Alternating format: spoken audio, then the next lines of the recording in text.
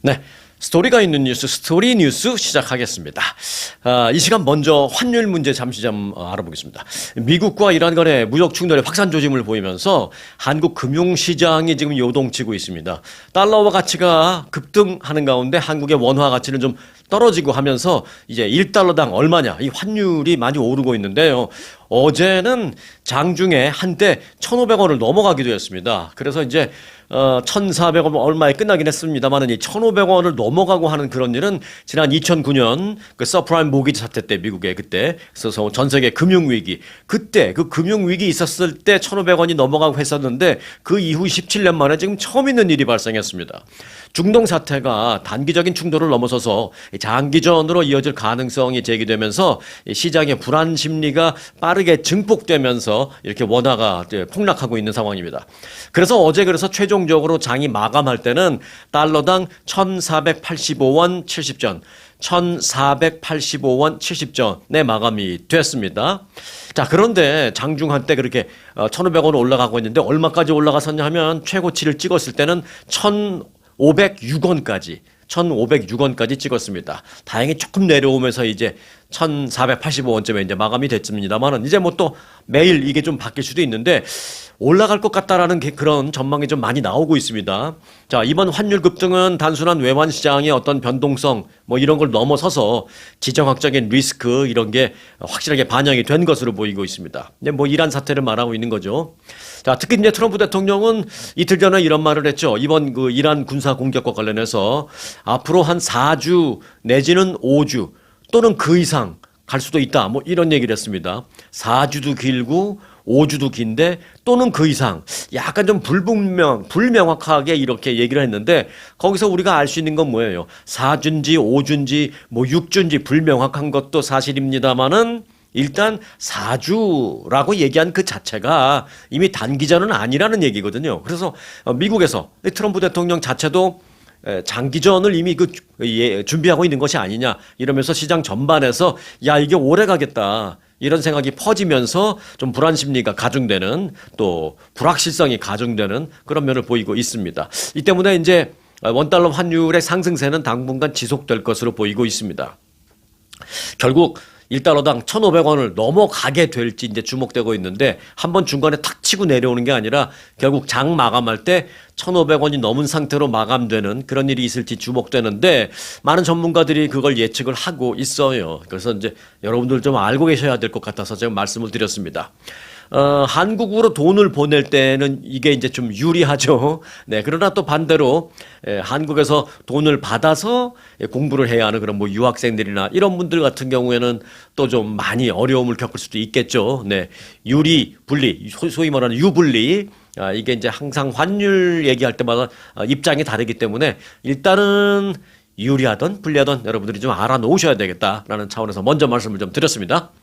자, 돈 얘기가 나왔으니까 중요한 소식 한 가지를 좀 전해드리겠습니다. 우리 이번 이란 사태를 바라보는 데 있어서 이런 분석도 있다라는 차원의 얘기를 드릴 테니까 오해는 하지 마시고 그런 분석도 있을 수는 있겠구나. 사람이 바라보는 시각에 따라서 그런 차원에서 한번 들어주시기 바랍니다. 자, 이번 대이란 군사 공격과 돈의 흐름의 역학관계를 말씀을 드리는 것인데요.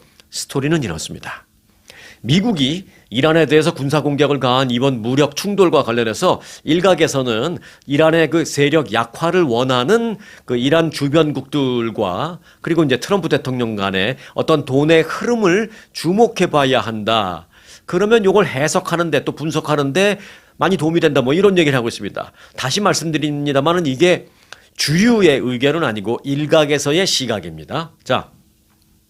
이란이 군사적인 면에서 괴멸 수준으로 약화될 경우에 지금 뭐 실제 뭐 거의 그런 식으로 가고 있죠. 해군력은 뭐 많이 약화됐고 공군력까지도 이제 괴멸 일보 직전 뭐 이런 얘기가 나오고 있는데 그렇게 이란의 군사적인 측면에서 괴멸 수준으로 될 경우에 시아파의 맹주, 이란은 시아파의 맹주죠. 아시다시피 그 이슬람교는 그 같은 이슬람이긴 합니다만은 시아파 그리고 수니파 이렇게 두 개의 파가 있습니다.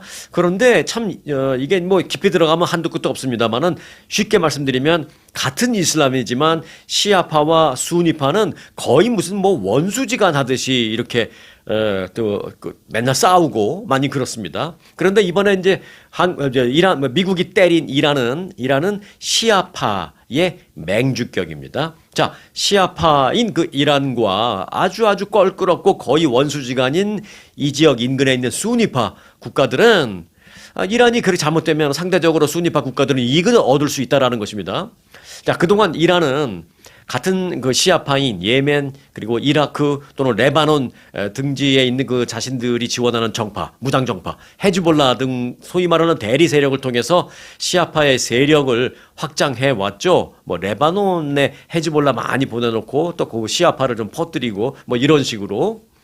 이런 상황 속에서 이란의 혁명수비대가 이란 내 군사 인프라와 함께 어떤 타격을 심하게 받고 뭐 괴멸 수준까지 당한다면 수니파 이 걸프 국가들의 안보 환경은 당연히 좀 상대적으로 좀 안정되는 걸 가질 수 있겠죠. 또 경제적으로도 좀 편안하게 안정되는 그런 상황을 맞을 수 있다라는 것입니다. 모든 게 상대적이니까 시아파의 이란이 힘들어지면 수니파의 다른 나라가 좋다 이거죠. 자, 이와 관련해서 이제 일부 전문가들은 최근 몇 년간 수니파 걸프 국가들과 이 트럼프 대통령과의 그 금전적인 연결고리를 봐야 한다. 뭐 이런 얘기를 하고 있습니다. 자, 대표적인 수니파 국가를 보면 일단은 그 수니파의 맹주격인 나라는 사우디아라비아입니다. 이 사우디아라비아 그 외에 카타르 또는 뭐 아랍에미레이트 등등이 있는데 이 세 나라가 가장 대표적이에요. 자, 그럼 한 나라씩 좀 간단히 보겠습니다. 우선 카타르는요, 트럼프 대통령에게 지난해 4억 달러 상당의 전용기를 선물로 보냈죠. 이를 두고 뭐 뇌물이냐 국가 정상에 대한 선물이냐 등등의 뭐 논란 있습니다만은 오늘 이 시간에는 뭐 그 논란을 얘기하려고 하는 것은 아닙니다. 그 논란은 물론 지금도 계속되고 있지만 그래서 카타르한테 받은 그 이 비행기 선물은요 지금 텍사스 모처에 가 있습니다. 거기서 지금 뭐 보안장 혹시 선물이라고 보냈는데 그 안에다가 무슨 도청장치 몰래 심어놓고 또는 뭐 안 좋은 거 심어놓고 선물 줬으면 큰일 나잖아요. 미국의 전 세계를 호령하는 미국의 대통령이 탄 비행기인데 도청되고 그러면 안 되니까 텍사스의 모처에서 지금 그런 건 일제히 다 점검받고 뭐 고칠 거 고치고 리모델링 할 거 하고 지금 그러고 있습니다. 일종의 개조 작업을 하고 있는 거죠. 트럼프 대통령은 이 비행기가 나란 일 하는데 쓰라고 카타르가 나한테 준 것이기 때문에 이건 뇌물이 아니고 선물이다 라고 말하고 있습니다. 다시 말씀드리겠습니다. 카타르가 나한테 나란 일 하는데 쓰라고 나한테 준 선물이다 라고 말했습니다. 참 이게 애매하긴 하죠. 나란 일 하는데 쓰라고 요거는 약간 공무 성격 있는 것 같아서 선물 같은데 그래서 나한테 준 거다. 그게 약간 뇌물 같기도 하고 그럴 땐 갑자기. 그런데 이제 그 논란은 오늘의 주제는 아니고요. 하지만 이제 카타르가 이 비행기를 줄 당시에 분명하게 미국 정부에 드리는 선물이다라고 명시되어 있는지 아니면 개인에게 주는 것인지 명시되어 있는 건지 왜 개인에게 주면 뇌물이니까 그런 공식적으로 어떻게 되어 있는지는 지금 미국 정부에서 한 번도 밝힌 적이 없습니다. 그리고 그런 공식적인 자료가 지금 확인된 것도 아무것도 없습니다. 그냥 일각에서는 선물이다, 일각에서는 뇌물이다 그냥 그러고 있는 상황만 지금 계속 가고 있는 겁니다. 자. 그런데 근데 이 비행기는 뭐냐? 보잉 747-8 기종이고요. 이 실물 가격으로 따진다면 4억 달러 정도 됩니다. 자, 선물이든 뇌물이든 카타르는 4억 달러짜리 비행기를 트럼프 대통령에게 줬습니다. 자, 두 번째 아랍에미레이트입니다. 아랍에미레이트는 왕실의 핵심 인사가 그 아랍에미레이트의 그 왕실의 핵심적인 인사가 이끌고 있는 그 기업체가 하나 있습니다. 그 일종의 뭐 국영 기업체고 로얄 패밀리가 이끌고 있는 기업체인데 그 인공지능 AI 기업입니다. 그 인공지능 AI 기업이 트럼프 패밀리가 운영하고 있는 암호화폐 기업에 거액의 투자를 했습니다. 자, 전체 지분의 50%, 51%, 50도 아니고 뭐 잘 아시죠? 50대 50 똑같이 누군가가 동업할 때 지분을 똑같이 50, 50 갖고 있으면 결정을 하는 데 있어서 나중에 문제되는 일이 많다고요. 그래서 항상 보면 누군가가 51%를 갖고 있어야 그 51%가 최종 결정을 하게 되니까 뭘 운영하고 하는데 문제 없고 서로 다툼도 없고 이제 그렇잖아요. 그런데 아랍에미레이트의 그 왕실 일가가 운영하는 그 회사가 트럼프 패밀리의 암호화폐 기업에 투자를 했는데 지분을 얼마 인수했느냐? 아주 친절하게도 49%만 인수했습니다. 그러니까 우리는 운영에는 관여 안 할게요. 그런 뜻이죠. 그리고 얼마를 투자했느냐? 5억 달러를 투자했습니다. 뭐 이 암호화폐 회사가 뭐 얼마나 뭘 어떻게 하는 거길래 5억 달러를 투자해놓고도 운영 결정권에 관여할 수 없는 49%만 가져갔습니다. 아랍에미레이트가. 그러니까 카타르의 비행기보다도 1억 달러가 많은 액수가 투자가 된 거죠. 트럼프 패밀리 오거나이제이션 거기 들어간 겁니다. 자, 세 번째. 수니파의 맹주 사우디아라비아입니다. 사우디아라비아는 아예 국부 펀드를 통해서 트럼프 대통령의 사위인 제라드 쿠슈너가 설립한 부동산 투자 회사에 무려 20억 달러를 투자했습니다. 네, 벌써 계속 올라가죠? 4억 달러도 많고 5억 달러도 많은데 20억 달러다. 라면 뭐 이건 뭐 더 이상 할 말 없는 끝판왕입니다. 끝판왕. 공교롭게도 트럼프 대통령이 선물이든 뭐 뇌물이든 뭐 아니면 뭐 투자를 받던 아무튼 뭐 법적인 논란을 뭐 차치하고라도 거액의 지원을 받은 나라, 제가 말씀드린 이 세 나라 모두 시아파의 맹주인 이란과는 앙숙 관계인 수니파 나라들이었습니다. 자, 이에 대해서 일각에서는 이번 전쟁이 끝나고 나면 경제적 그리고 안보적 등등으로 수혜를 받게 될 개인이나 나라가 어느 곳인지를 잘 들여다보면 답이 나온다. 뭐 이런 얘기를 하고도 있습니다. 자, 물론 그러나 지금까지 말씀드린 게 어떤 공식적인 그런 건 아닙니다. 여러 가지 분석 중에 하나라는 것이죠.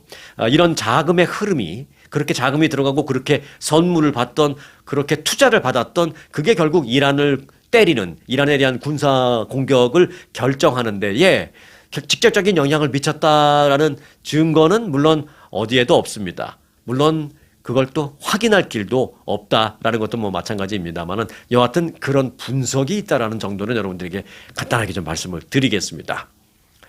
자, 이란이 주변 걸프 국가에 있는 미군 시설을 막 겨냥해서 보복 지금 미사일 공격을 하잖아요. 이스라엘에게 보복 공격하고 또 뭐 카타르도 공격하고 그러는 와중에 이 아랍에미레이트에 있는 미국 시설도 공격을 했습니다. 자, 그런데 지금부터 아주 재미있는 소식 한 가지 전해드리겠습니다. 그렇게 이란의 보복 미사일 공격이 계속되는 가운데 이걸 막아내잖아요. 그 나라에서는. 그런데 이걸 막아내는 데 있어서 한국에서 만든 천궁 미사일이라는 게 지금 연리를 하고 있습니다. 그리고 아주 성공적으로 잘 해내고 있는 아주 재미있는 소식입니다. 실제로 이제 아랍에미레이트는요, 이번 그 이란 사태 직후에 곧바로 이란으로부터 미사일 공격을 받은 대표적인 나라 중에 하나입니다. 그런데 이란에서 이 미사일이 날아오는 것을 그 아랍에미레이트가 딱 간파한 즉시 바로 방공망을 가동해서 공중에서 날아오는 이란의 미사일을 다 요격시키고 있습니다. 그런데 이를 요격한 미사일이 바로 한국에서 만든 그리고 한국 기술로 만든 메이드 인 코리아 천궁 2라는 미사일입니다. 일종의 이제 이거는 공격용 미사일이라기보다는 공격하기 위해서 날아오는 미사일을 공중에서 요격시키는 방어용 요격 미사일이죠. 한국이 공격용 미사일도 발달했지만 이 방어용 미사일은 지금 세계적으로 탑5에 들어갈 정도로 군사 이 기술이 발달해 있습니다. 왜 안 그렇겠습니까? 북한의 위협을 늘 받는 대한민국이 이제는 거의 그렇게까지 올라온 겁니다. 자, 천궁 1, 이거 천궁 2가 있는데 정확히는 아랍에미레이트에 가 있는 게 지금 천궁 2입니다.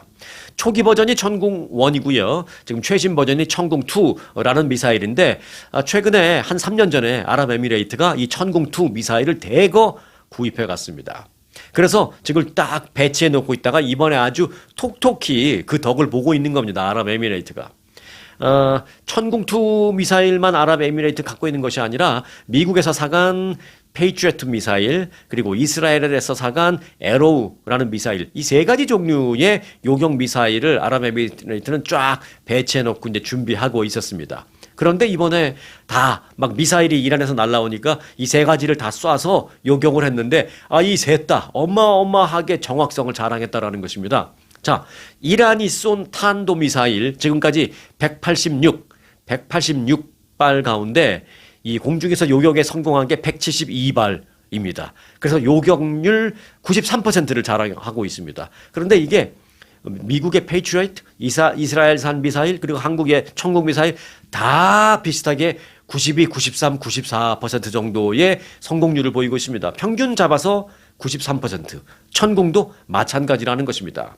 한국형 요격 미사일로 불리우는 이 천공2는 탄도탄, 그리고 이제 미사일뿐만이 아니라 이 미국 제품보다 더 우수한 기능이 있습니다. 뭐냐면 미사일만 요격시키는 게 아니라 날아오는 전투기까지도 요격할 수 있는 그런 추가적인 그런 기능을 갖고 있는 게 바로 천궁이라고 합니다. 그래서 아랍에미레이트가 가장 최근에 사갖고 간 게 바로 한국산 미사일 천궁이었습니다. 3년 전에 한국에다 35억 달러 주고 이 천궁 미사일 요격 시스템을 사갔는데 이번에 아랍에미레이트에서는 야, 이 한국에서 이거 안 사왔으면 큰일 날 뻔했다 우리. 지금 그런 얘기가 나오고 있다라는 것입니다. 자, 외국에 수출된 한국산 방공 미사일 무기가 실전에 투입된 건 이번이 처음입니다. 그리고 실제로 93% 정도의 높은 적중률, 성공률을 보여서 지금 다른 나라에서도 이거 본 거예요. 이란이 아랍에미레이트 쏜 거 다 막았네. 그게 한국산 미사일이었어?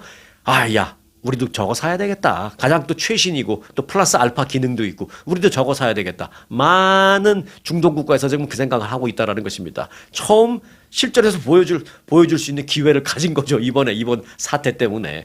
그래서 천궁 미사일이 미국의 전 세계에서 가장 유명한 그리고 뭐 요격 미사일 그러면 뭐 대명사처럼 되어 있는 미국산 페이트리어트 미사일과 이번에 같이 연리를 했는데 그야말로 어깨를 나란히 했다라는 그런 흥미로운 소식도 여러분들에게 좀 보너스로 전해드렸습니다. 자, 미국과 이란의 그 무력 충돌이 계속되면서 중동에 지금 긴장이 고조되고 있는 가운데 국제 유가가 드디어 흔들리고 있습니다. 급등세를 보이기 시작하고 있습니다. 그러면서 이제 미국 내 가솔린 가격 상승도 지금 벌써 보이고 있습니다. 어제 저한테 그 댓글로 보내주신 분이 계셨는데 텍사스 쪽에 사시는 구독자님께서 댓글을 보내주셨는데 며칠 전만 해도 뭐 2달러 70 얼마에 드셨는데 어제 가스를 들어가니까 2달러 90 얼마로 벌써 20센트 이상 올랐네요 라고 제보를 해주신 분도 계셨습니다. 텍사스에서 그 정도면 다른 지역은 뭐 볼 것도 없다라는 얘기입니다. 네. 전문가들은 가스값이 앞으로 1, 2주 내에 갤런당 최소 20 내지 30센트 이상 더 추가적으로 오를 것이다라는 전망을 내놓고 있습니다. 그래서 그런지 이제 어제부터 보면요.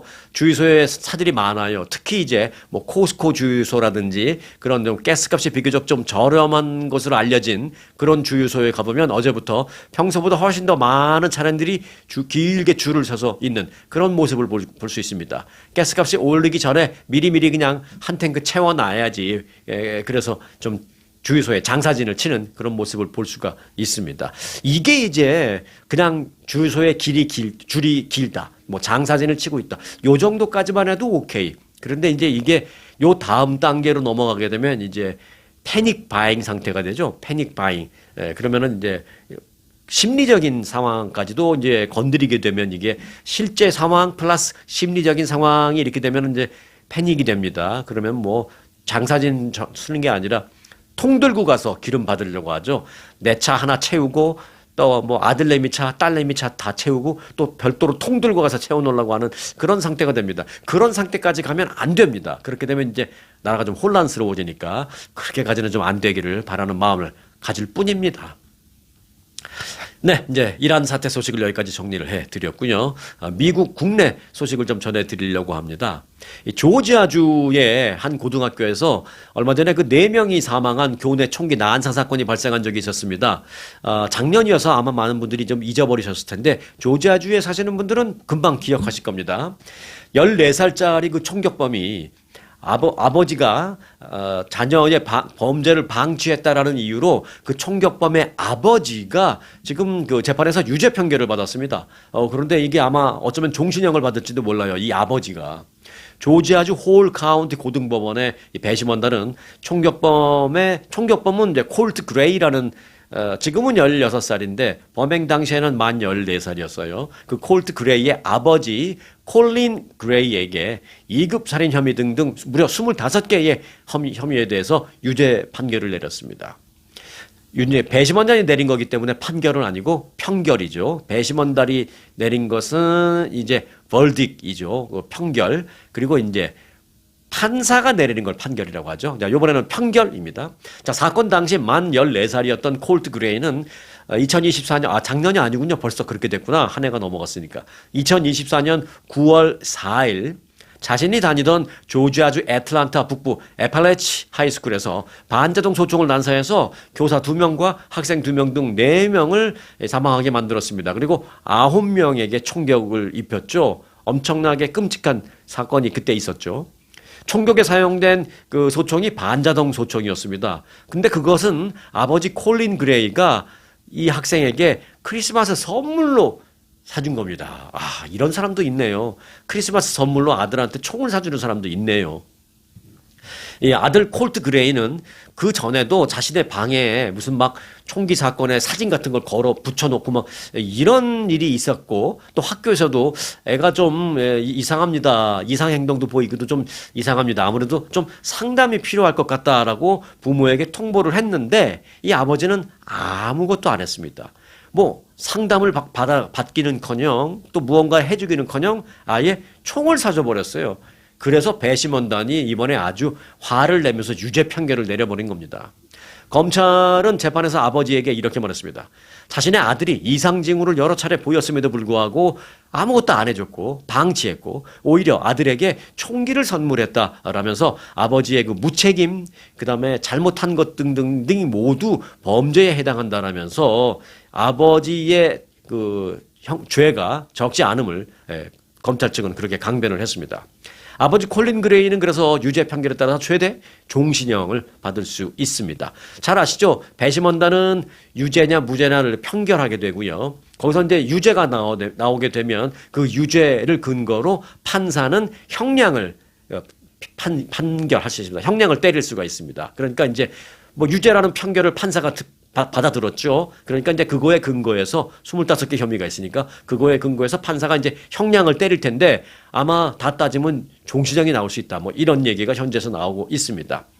그런데 이제 이 재판이 왜 미 전국적으로 이제 관심을 받고 주목을 받고 있냐면 아들이 범행 당시 14살이었고 지금은 16살입니다만은 그 아들은요 워낙 이 범행 자체가 그 중범이라고 해서 그 당시에는 만 14살 미성년으로 이제 칠 수 있었습니다만은 당시에도 이 아들도 성인 법정에 회부되었습니다. 자, 이런 점 하나. 또 하나는 학교 총격과 관련해서 이제 총격범뿐만 아니라 아버지도 처벌을 받게 된다라는 것 때문에 앞으로 자식이 어떤 잘못을 저질렀을 때 그 부모에게까지도 그 죄를 물을 수 있는 그러한 어떤 판례, 선례가 될 수도 있다라는 점에서 이 재판이 지금 미 전국적으로 지금 큰 주목을 받고 있는 그런 상황입니다. 자, 이 과연 아버지에게 어떤 형량이 떨어질지 그것도 관심입니다. 과연 지금 예상되고 있는 대로 종신형이 내려질지 아니면 그보다 좀 약한 거 아니면 뭐 종신형보다 더 강한 뭐 사형은 여기에 해당 안 돼요. 그래서 과연 어떤 형량이 아버지에게 내려질지 지금 미 전국에서 상당히 관심을 갖고 지켜보고 있는 그런 상황입니다. 판결에서 형량이 딱 나오면 여러분들에게 몇 년 받았다, 뭐 종신형 받았다 아니다, 여러분들에게 간단하게나마 짧게라도 여러분들 전해드리겠습니다. 자, 일본으로 잠깐 가볼까요? 여러분들 통일교 잘 아시죠? 통일교는 사실 한국에서 이 문선명이라는 사람이 만든 건데 이게 일본에 어마어마하게 커져 있고요. 심지어는 미국에도 뭐 3, 40년 전부터 이게 들어와서 미국에도 통일교가 꽤 많이 있습니다. 그 제가 기억하건대 한 30년 전만 해도요. 무슨 가게 같은데 업소에 이렇게 있으면 이제 한국 사람들 많이 좀 다니고 한국 사람뿐만이 아니라 뭐 백인들만 다니는 그런 지역에도 가게에 이렇게 있으면 한낮에 좀 한가할 때 젊은 사람들이 이렇게 들어옵니다. 그 들어오는 사람들이 두 부류가 있어요. 한 부류는 이제 몰몬 선교하는 젊은이들, 또 한 부류가 바로 이 통일교 선교하는 젊은이들이었습니다. 요즘은 많이 없어진 것 같은데. 자, 일단 일본으로 가볼게요. 일본의 도쿄 고등법원이 어제 세계 평화 통일 가정 연합, 일본에서는 이름이 그렇습니다. 요게 이제 통일교입니다. 통일교 일본 본부를 해산하라라는 그 1심 판결이 정당하다라고 최종 판결, 최종 해산 판결을 내렸습니다.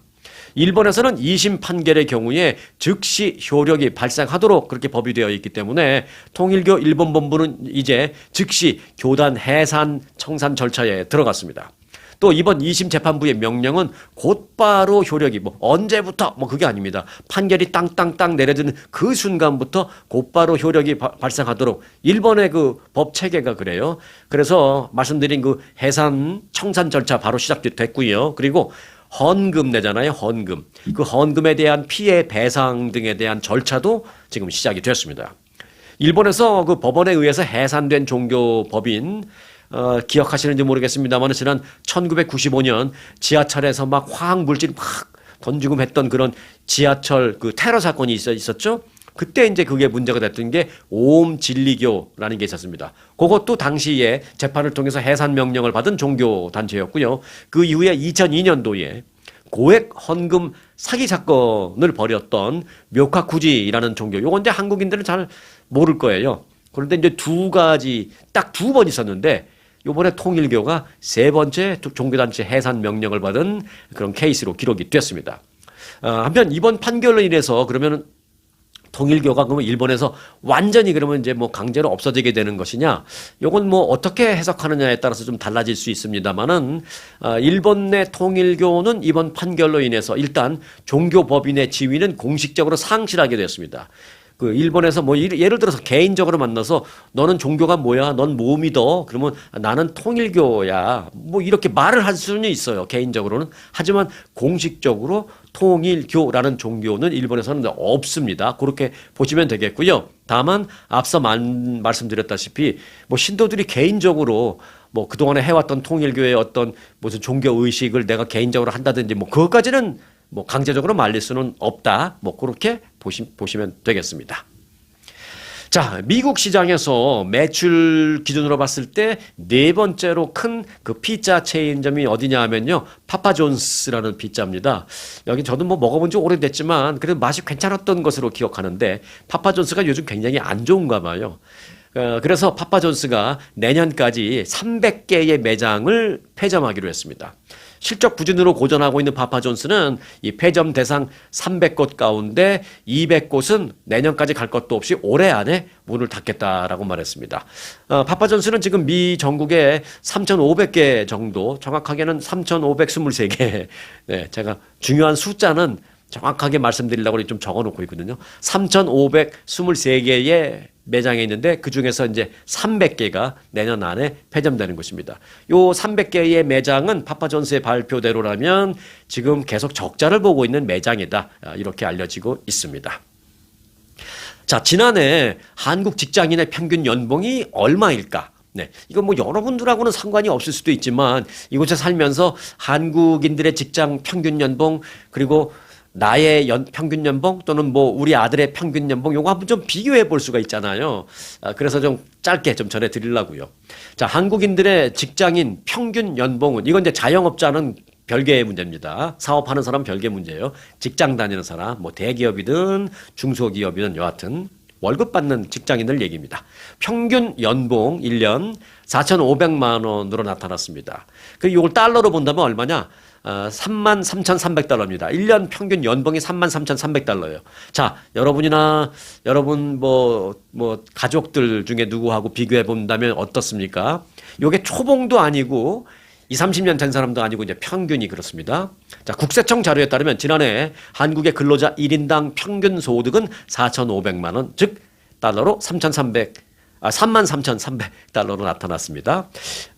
이걸 월급으로 환산한다면 한 달에 375만 원입니다. 그러니까 한 달에 2,780달러 정도 되죠. 네.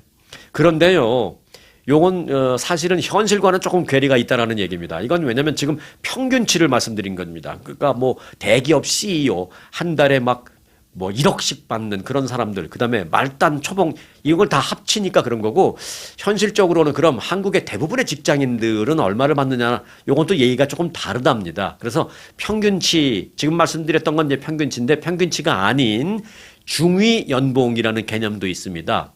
이 중위 연봉이라는 개념은 뭐냐면 예를 들어서 이제 전체 근로자를 가장 연봉 적게 받는 사람서부터 가장 많이 받는 사람까지 쫙 일렬로 줄을 쫙 세워놨을 때 그중에서 가장 가운데 있는 사람을 말하는 겁니다. 중위 연봉. 뭐 그게 평균 아니야 볼 수 있는데 이건 결국은 숫자로 보면 다릅니다. 그래서 그렇게 쫙 연봉 순위로 세워놨을 때 가장 가운데 있는 사람의 연봉을 봤을 때 요건 얘기가 다르대요. 그렇게 되면 그 가장 가운데 서 있는 사람의 연봉은 3,417만 원이라고 합니다. 아까하고 좀 다르죠. 아까는 4,500만 원이었는데 지금 그렇게 세워놓으면 가장 가운데 서 있는 사람은 3,417만 원입니다. 그럼 달러로 따지면 아까는 33,300달러였죠. 근데 지금 요렇게 따지면 25,300달러입니다. 자, 요걸 월급으로 환산해 보면 한 달에 285만 원 받는 사람이 가장 가운데 서 있는 거예요. 달러로 본다면 2,110달러입니다. 그러니까 한국의 근로자의 이제 대부분이 여기에 해당된다고 볼 수가 있답니다. 네. 그렇다면 한국 근로자의 대부분이 받는 월급은 285만 원이고 요걸 이제 달러로 환산해 본다면 2,110달러 정도가 대부분이 받는다. 이렇게 보면 되겠습니다. 한 달에 2,110달러. 미국에서는 초봉도 이거보다 아마 많을 것 같다. 뭐 이렇게 생각합니다. 지역에 따라서 다르죠. 저 시골 지역은 뭐 대충 요 정도 될 것 같고, 뭐 북가주 실리콘밸리 가면 한 달에 2,100불이 뭐예요? 한 달에 2만 불도 받는데 초봉이. 그러니까 그렇게 뭐 편차가 너무 크니까 뭐 그렇게 단순 비교하기는 어렵습니다만은 일단 여러분이 계신 곳 그리고 여러분이 다니시는 직장이나 뭐 지인들이 다니시는 직장을 잘 감안해서 비교해 보면 한국 사람들보다 내가 얼마 더 버네, 좀 많이 버네, 뭐 이런 생각을 할 수도 있을 것 같아서 간단하게 전해드렸습니다. 물론 단순 비교는 안 됩니다. 자, 끝으로 세상에 이런 일이 라는 생각이 드는 소식이 있어서 한 가지 좀 여러분들이 전해드리려고 가져왔습니다. 자, LA 국제공항에서 인천공항으로 향하던 여객기 기내에서 한국인 여성들끼리 싸움박질이 벌어졌습니다. 20대 한국인 여성 승객 한 명과 앞자리에 앉아있던 30대 한국인 여성 승객과 간에 이제 싸움이 발생했는데 이 뒤에 앉아있던 20대 여성이 앞에 앉아있던 한국인 30대 여성의 머리를 막 내려치는 폭행 사건이 발생했습니다. 그런데 이게 간단한 몸싸움 정도 수준이 아니라 앞에 있던 그 한 사람은 완전히 피범벅이 되는 큰 싸움이 됐습니다. 인천공항경찰단은 LA발 여객기 기내에서 다른 승객을 폭행한 혐의로 20대 한국인 여성 A씨를 불구속으로 입건해서 현재 조사를 벌이고 있다고 했습니다. 경찰에 따르면 A씨는 지난 2일 LA에서 출발해서 인천공항으로 향하던 여객기 내에서 30대 여성 B씨의 머리를 수차례 폭행한 혐의로 한국 도착 직후 공항 경찰단에 체포됐습니다. 경찰에 따르면 폭행을 가한 A씨와 폭행을 당한 피해자 B씨는 한국에서 이제 패키지 관광으로 LA에 관광으로 온 거래요. 그래서 패키지 프로그램으로 LA에서 관광을 계속 같이 단체 관광을 다닌 거죠. 그렇게 미국 여행을 와서 다니다가 한국으로 귀국하는 귀국행 비행기 안에서 이런 일이 있었답니다. 그런데 여행 다니는 내내 이 두 사람은 말싸움을 계속 벌였다라는 게 이제 후문입니다. 폭행을 당한 B씨는 남편 그리고 어머니 그리고 여동생 등과 함께 같이 일종의 가족여행을 미국으로 온 케이스고요. 폭행을 가한 가해자 A씨는 20대 여성인데 혼자 이 패키지 여행에 조인해서 다니고 있었다라는 사람입니다. 혼자 여행을 온 A씨는 패키지 여행을 조인해서 함께 다니던 도중에 이 B씨와 여러 차례 중간중간 말다툼을 벌이는 등 갈등을 빚었던 것으로 알려졌습니다. 그러니까 막 다니다가 이제 말다툼이 벌어지고 그러다가 이제 하면서 이제 저녁에 각자 방으로 올라갔겠죠. 가이드는 얼마나 골치 아팠겠어. 가이드는 아유 두 분 내일부터는 좀 이제 좀 사이좋게 지내세요. 뭐 그랬겠죠. 그런데 내려온 다음에 다음날 다니다가 또 말다툼하고 다음날 또 말다툼하고 그러다 이제 가는 날 사단이 난 거예요. 이후 결국은 이제 귀국하는 날 LA 공항 터미널에서 비행기 타기 전에 좀 잠시 기다리고 있는 시간이 있잖아요. 거기서 또 말싸움을 한 겁니다. 이 두 사람이 그렇게 또 다툼이 벌어졌습니다. 결국 이 말싸움은 비행기 기내 안까지 가져갔습니다. 연장됐습니다. 가해자 A씨는 이후 비행기에 탑승해서 그런데 이제 참 이게 사건이 벌어지고 일이 터질라니까 이렇게 된 거예요. 이게 이제 가이드가 좀 조정했으면 어떨까 싶습니다. 계속 싸움을 벌이던 두 사람이 비행기 내에서 앞뒤에 앉은 겁니다. 그리고 계속 공격적으로 말하던 A씨가 바로 뒤에 앉았던 겁니다. 그래서 기내 앞뒤에 이렇게 앉아 있으니까 A씨가 자기 앞좌석에 앉아있던 B씨와 또 계속 말싸움을 하는 거예요. 그 말싸움을 하다가 갑자기 벌떡 일어나더니 A씨는 B씨의 머리를 수차례 가격했습니다. 이 폭행으로 피해자 B씨는 이마 부위에 5cm 가량의 큰 상처를 입었습니다. 그래서 기내에서 피를 철철 흘리기 시작했습니다. 마침 그 기내에 의사와 간호사, 이제 승무원이 막 방송했겠죠. 뭐 탑승객 여러분 중에 혹시 의사분이나 간호사분 계십니까? 이제 했겠죠. 그랬더니 의사도 있었고 간호사도 있었대요. 그래서 기내에 그 탑승했던 의사 한 명과 간호사 한 명이 급히 와서 이 피해자 B씨의 응급처치를 해 주었습니다.